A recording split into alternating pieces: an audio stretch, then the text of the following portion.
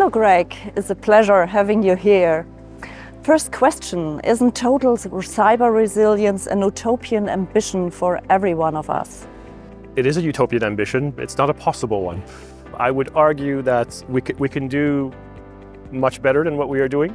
We are currently very reactive, responsive firefighting symptoms, and that's really addressing the root causes of the problem. So I think there's ways of greatly improving the number of issues and incidents that we have through, I would say, more quality management rather than the risk management focus we have now. But there is always going to be something operational, some level of operational risk, yes. Will regulations really help companies? Hackers don't care about regulations and will always find their ways. I think regulations can be counterproductive. However, they can also be useful if they are promoting the right things, the right behaviors, and don't become kind of tick box compliance. If they incentivize the people to achieve better results by actually implementing those regulations as opposed to just being an extra burden on top of things. Is there any specific advice for the construction equipment sector, something that really everyone in this sector should do or be prepared for by any means?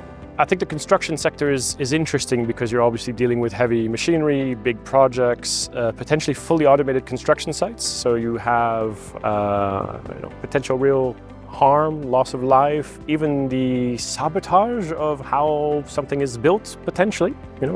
Change the program of how a building is built and make it a little bit less safe over the long term. And also the consideration that your actual piece of construction equipment becomes an endpoint that could then be used to infiltrate your larger organization. As a whole, I think the same fundamental principles apply. We just have to make sure we consider those things. The one thing I want to add is the construction industry has a history of quality management approaches. The number of incidents and deaths there have been in constructions has decreased dramatically over the last 40 years.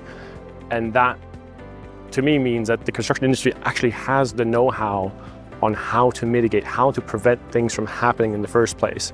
And a lot of the trends in cybersecurity are to detect and respond and manage the risks. But as an industry, security, we're not very good at actually engaging businesses and changing the fundamentals and the root causes that led to those risks in the first place. And I think that the construction industry should look inwards because they have those skills, that expertise that the security industry doesn't actually have. And they're actually in a position to, if they leverage those skills rather than just listen to the trends, they could actually be able to help themselves quite a bit. That's great to hear. Thank you very much for your valuable input.